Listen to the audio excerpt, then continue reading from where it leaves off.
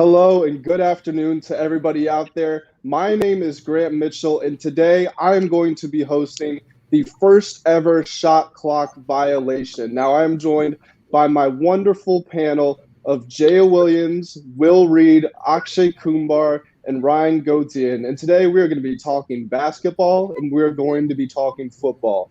But first things first, make sure you guys all subscribe to the Sports 2.0 network. We just hit 300 subscribers today. And check out the Sports 2.0 network online to stay up to date with the latest content and news in sports. Now, like I mentioned, we've got some really special topics for you guys today. And the way that this is going to work is we're going to originally start with one round where everybody will get two opportunities to speak on two topics. And we're going to go around, everyone will get 1 minute. And from there, a person will be eliminated until we reach a final, and there will eventually be one champion. Now, Jaya, you're on the top left, so you're going to get the first chance to answer this one. We just saw Paul George miss 2 free throws against the Suns late in the game, a game that Phoenix won with a game-winning dunk from DeAndre Ayton. What can Paul George do to save his legacy? Jaya, you are on the clock. Now, a lot of people have been debating if he can save his legacy at all. To that, my answer is yes. I think it's going to be hard for George to come back from that, but it's not impossible because of who he is and who we know him to be. If this was another player that missed these shots, fine. But Paul George is an 85% career free throw shooter. In the regular season, he only missed 2 clutch free throws one time. Only one time did he do that. So we know his abilities. We know he's able to make his shots. Missing both in a row is a rarity for George. It's not typical behavior from him. The game was in the 4th quarter. It was a lot of pressure, and he choked. And if he wants to save his postseason legacy, he must prove that he can perform at his typical abilities under pressure. And if he can do that and impress us in these upcoming games, I think he can be redeemed. Absolutely. Yeah, I like that a lot. Will, we're going to throw this one to you next. What can Paul George do to save his legacy, and will he ever do it? Will, you're on the clock.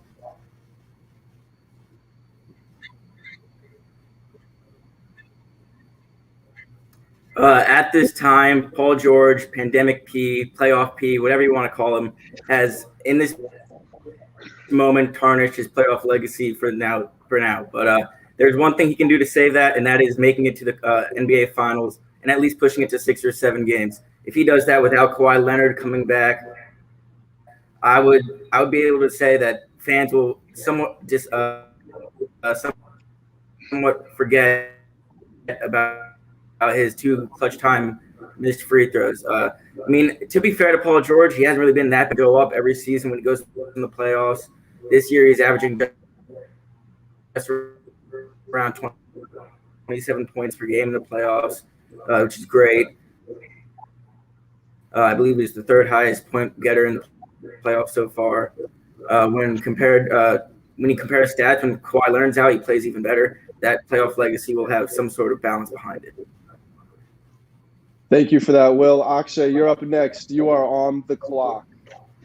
I think people are overreacting about this whole thing. He missed 2 free throws. Obviously, the Clippers lost, but I don't think his playoff career is ruined. I think he has, more than enough opportunities in his career and in these, in this series as well to show that he is a playoff performer. And, him missing those 2 free throws doesn't really mean much. The last time he missed 2 free throws in a playoff game was back in the bubble, game 1 against Denver in the conference semifinals. So I think people are just overreacting about him missing 2 free throws. He had a great game still. He had 26 points, 6 rebounds, 6 assists. I think that right now he's the best player on the Clippers. He's stepping up because Kawhi Leonard's not playing. And just, him being a, choker in the playoffs in the bubble doesn't really necessarily define his career in the playoffs. He, as a second-year player coming out of college, he, led the Pacers to the Eastern Conference Finals and lost to the Miami Heat. He performed well in those playoffs. He's performed in his entire career. So I think that this is just an over-exaggeration, and he's going to do fine for the rest of his career. Ryan, you've got the last say of this first topic here. You are on the clock. Can he save his legacy? Sure. Will he? I doubt it. I think ever since that shot that Damian Lillard hit over him in the playoffs to send him home, I think that just tarnished his confidence completely. And I don't blame him. I mean, he shot from like almost half court in his face and sent him home. So that would haunt me too. But getting back to the topic, I don't think. Let's be honest. I don't. I think so far Paul George has exceeded our expectations ever since Kawhi has been out. I did not think the Clippers would win that series against the Jazz once Kawhi went out. And credit to him, he led them to the Western Conference Finals. Last game, those two free throws, I was watching it live. I had a feeling he'd miss one, and if he missed the first, I had a feeling he was going to miss the second. I just saw him in his face. I love Paul George, great guy, good player, but I don't think he can save it at least for the time being. Yeah, I agree. I thought he was going to miss one too. And after he missed that first one, I said, uh-oh, we might be in trouble here. So that's going to do it for the first topic. We've got one more in round one. And Ryan, we're going to throw it back to you here since you went last time. So this time, I want to know, Chris Paul is returning for Game 3 tonight against the Los Angeles Clippers. Series heading back to LA. Who wins Game 3 tonight? Ryan, you're back on the clock. I think the game's going to be close in the first half, but I think the Suns are really going to pull away in the second half. I don't see the Clippers having the firepower. Chris Paul is a great point guard for general. We've seen how he's rallied the team. And the Suns have all the confidence in the world. Devin Booker's playing out of this world. DeAndre Ayton is playing great basketball. Just came off a game winner. You got to give it to Monty Williams, great coach. I respect what the Clippers have done, and they made franchise history to make it this far. I don't think they're going to be able to win this game. I could see them winning Game 4, just for their own respect. But I don't see them winning Game 3, especially with the Suns not only getting George in like a physical, not only getting Paul back in a game setting, but I think it's just going to lift their morale entirely. I think he's a great leader, and I see the Suns winning this game convincingly. Yeah, I like that. Akshay, your turn. Clippers Suns Game 3. Who you got and why? You are on the clock. Suns, no doubt about it. I got Suns in 4. Actually, they're going to sweep this series. Clippers, struggled in Game 2 to just, guard Cameron Payne. No disrespect to Cameron Payne, but he's nowhere on Chris Paul's level, and the Clippers failed to stop him. He had 9 assists, had 26 points. So, adding Chris Paul back into this lineup, he's not even really injured. It was just out for COVID protocol. So he's healthy. He's fine. He got a lot of rest. So I think adding him into this lineup will, create a lot of more playmaking opportunities for Devin Booker. I think he'll get more opportunities to score. DeAndre Ayton will obviously get more opportunities to score. Chris Paul will, be able to draw double teams, be able to score in mid-range from the three-point, attack at the basket. I think the Clippers are going to have a terrible time trying to, stop that Suns offense, as they have in this series so far. So I think Chris Paul, is just going to take over the series and sweep the Clippers. Yeah, Suns in 4. We saw that was birthed with a fan in the stands, and we've got a comment here from Tanner Kern. Suns in 4 is a lifestyle. So Akshay is truly on board. Akshay, you're popular with the fans. You had Team Akshay, I believe, earlier in the week. Now you've got them backing you up here. We're going to go to Jaya here. I think Will was having some technical difficulties. So Jaya, who do you have in Game 3 tonight and why? You are on the clock. Honestly, I wish I could say the Clippers just to counter everybody, but I'm with you guys. I'm going with the Suns. Chris Paul coming back. Once he joins Devin Booker, DeAndre Ayton, all those other guys, they're going to be unstoppable, especially without Kawhi there for the Clippers. The Suns have already been doing an amazing job without him and working well. So once they get their lead scorer back, the same guy who Nuggets coach Michael Malone called, and I quote, arguably the greatest point guard of all time.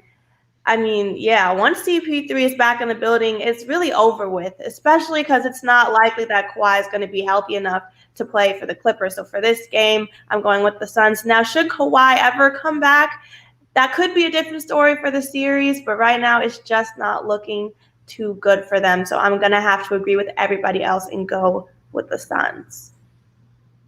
Yeah. So unfortunately here, I think the decision has been made for me. The three of you guys were all great, but even if you weren't, it doesn't really matter. I think Will is being disqualified by way of bad internet here. So, Will, you got to get the boot on this one, and we are left to our final three. So we're gonna move into round two here now, and this time there's only going to be one question. Again, you will all get 1 minute to answer here, and the question is, which rookie quarterback is going to step up and perform the best in the NFL this season? We saw those 5 drafted in the first round here. I have a feeling you guys are going to pick one of those. Akshay, you've been in the middle so far, so we're going to start with you here. Akshay, you are on the clock. Yep. Well, this is an easy pick for me. I'm going to go Ohio State quarterback and Chicago Bears quarterback Justin Fields. I think right now he's one of the best quarterbacks in this draft. He's a complete. He can run. He can scramble. He can throw a deep ball. He has great accuracy, great vision, can feel the blitz. I think he has all the tools necessary to be a starter in this league. And the fact that he is sitting behind Andy Dalton right now, being mentored by, a great quarterback and great veteran in Andy Dalton, I think that'll go, a long way for him, not only in his career, but in this season as well. Not to mention the threats that, the Chicago Bears have on offense. They've got David Montgomery, a running back, Tariq Cohen, Khalil Herbert, that new rookie, Damian Williams from the Kansas City Chiefs. They've got Allen Robinson, Darnell Mooney, Anthony Miller, Marquise Goodwin coming back after opting out from 2020 due to COVID. Daz Newsome from UNC. I think that the Chicago Bears have, all the tools to give Justin Fields success in his rookie season.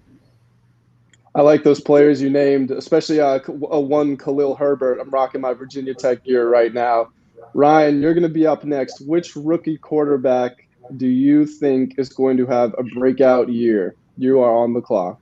I was gonna go with Fields, but just to name another quarterback, a sleeper I think is Mac Jones. I think he's going into a great situation with Bill Belichick, the greatest coach of all time, and Josh McDaniels, who's a genius. I also think he's not being asked to play right away. He's sitting behind Cam Newton, and I think he will get his opportunity when it comes. I don't think they're going to ask much of him either. I mean, the Patriots are a run-first offense, especially last year. And I think he's a good, accurate quarterback, just what the Patriots are looking for, not athletic, which is not what they're looking for either. I mean, that's why they drafted him. I think Cam Newton's time in New England is coming to an end. But I think just for him to sit back and just watch a few games and learn, and be in that Belichick McDaniels system will do him well. I like what you had to say about Mac Jones getting the opportunity to sit back. Obviously, you won't have expectations week 1 to start if they still have Cam Newton on the roster. Jaya, who are you thinking is going to have the breakout season? You are on the clock. I'm going to have to go with Clemson QB Trevor Lawrence, you guys. I mean, he is a standout. He has a great blend of arm strength, mobility, a strong football IQ, accuracy, everything that Jacksonville needs. I feel like he has. I think Jacksonville's most likely going to start Lawrence week 1 in that first game against the Texans. Automatically going to predict that the Jaguars are winning that game. They don't have to worry about J.J. Watt, and Houston has the worst rushing defense in the NFL as of last year. So that shouldn't be too difficult. And from there, I think he'll continue to have a great performance throughout the season. I just believe in the talent he has. He's a special player. He's in a huge media market. And Jacksonville just revamped their offensive line, so things are looking really good for him. And I have high expectations for him. Yeah, he's been labeled as the best prospect since Andrew Luck, which is pretty high praise here. And now it comes to that time where I'm supposed to get rid of one of you guys. Unfortunately, it seems as if all of the comments want me to bring back Will, but unfortunately, that's not how it goes. He'll get he's come back. Will, you're back from the internet. All right. Is everything working over there now? Well, we still can't hear you, Will. But at least we get to see your face again. Maybe next time, Will. But back to the show, your regularly scheduled programming. I like what all of you guys had to say, but unfortunately, Ryan, you can't switch your pick on the spot there. You can't say you're going to go Fields and then switch your pick there. I liked a lot of the things you had to say here. But unfortunately, you just got to stick to your guns. So before we give you the boot, is there any last words? Anything you want to say? Yeah, I was just bringing up a sleeper. I mean, I would have picked Field if I was first, but I don't want to give the same argument as Auction, trying to switch it up a little bit for our fans. But I mean, you can't. I'm used to getting robbed. It's okay. You can't let us know that. You just got to say, "Oh, I'm going Mac Jones, no doubt about it." So, Ryan, you're awesome. Thank you, but unfortunately, you are out. So now we are down to our final two here. We've got Jaya and we've got Akshay. So Jaya, you've gone last, so you're going to get to go first in this round. Now this round is going to be a little bit different from the first two. The show is called Shot Clock Violation, which was inspired by an NBA shot clock, which as we all know is 24 seconds. In this round, Jaya, you will get 24 seconds to respond first, as will Akshay. Jaya, you will be able to cross-examine Akshay on anything he said, and then Akshay, you will get to respond, and that will be the end of that topic. There are going to be 3 topics, and first person to win 2 of them, in my eyes, is labeled the winner here. So we are going to start here in this final round with a question back on the hardwood. Who is more important to their team, Trae Young or Giannis Antetokounmpo? Jaya, remember, you only have 24 seconds here, so keep it concise. And Jaya, you are on the clock.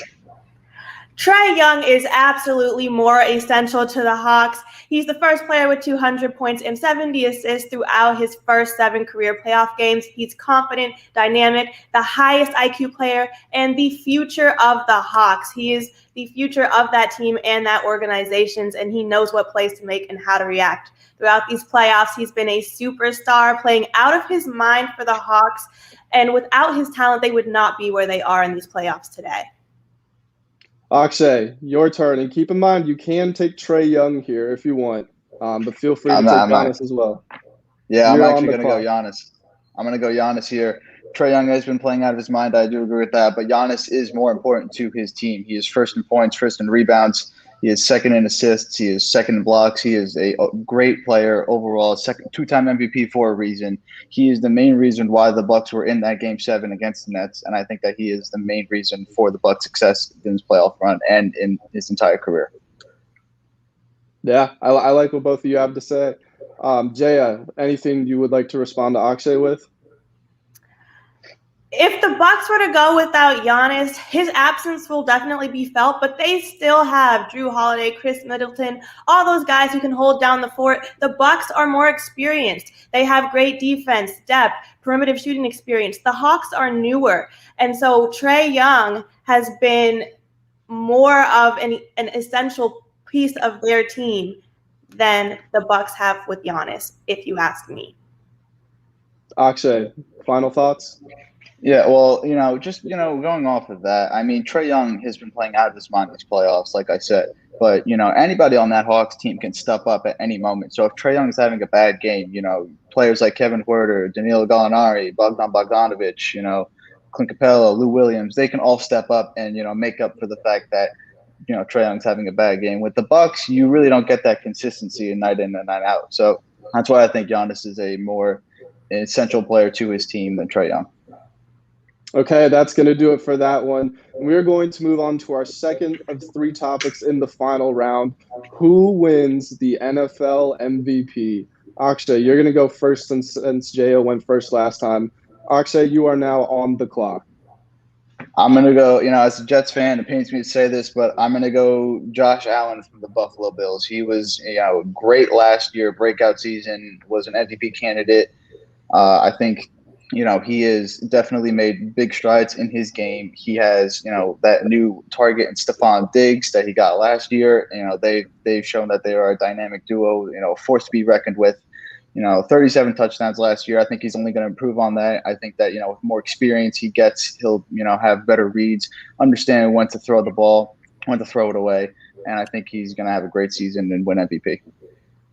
Jaya, your turn. Jaya, you're on the clock. Funny of you to bring up Stephon Diggs because that's who I would go with.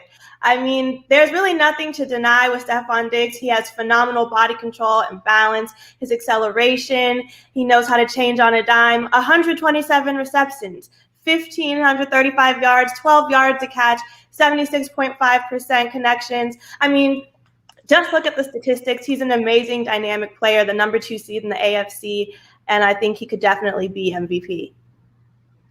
Wow, that would be the first time in NFL history that a receiver has won MVP. Akshay, what do you say to Jaya there? As much as Stephon Diggs is a great target, I don't think he's necessarily the best receiver in the NFL. That without a doubt is DeAndre Hopkins. You can literally throw up a jump ball and he'll come down with it, 10 out of 10 times. So I think, with him, I think if DeAndre Hopkins, if Kyler Murray can get him the ball more often, I think he'll have a better season than Stephon Diggs. If Stephon Diggs were to win MVP, I think it would have to be, an incredible season, just to have a wide receiver actually win the award. Jaya, you get the last word here.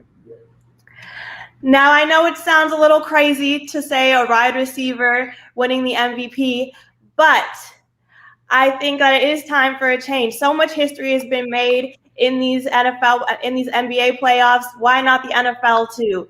It has to happen sometime. And I think Stephon Diggs is more fluid and more flexible, if you ask me. And if you look at his performance last year, if he continues to develop and grow at the way that I expect that he will, I really do think he has a shot. Well, that's going to do it for topic number 2 there of the final round here. Will was a heavy favorite that got robbed, says Noob Sports. Unfortunately, we're all looking forward to Will's return on the show, but he had to sit this one out by way of his internet. So this is the final one here, and I will warn you guys that I love what both of you have had to say, so this one's going to be really important here. But if I were to ask you, Jaya, you get the first chance to answer here, who is the best player currently in the NBA playoffs? Who would you pick and why? Jaya, you're on the clock. I don't think this is going to come as a surprise to anybody. I'm going to have to go with Trae Young.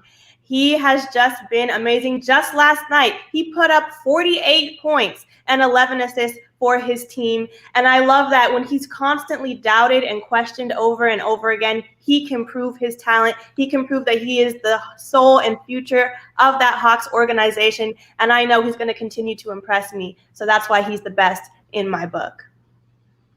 Akshay, who has been the best player in the NBA playoffs? You are on the clock.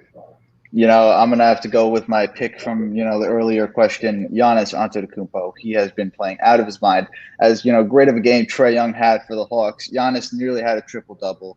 I mean, he was 1 rebound short. He was 1 assist short, 12 rebounds, 34 points.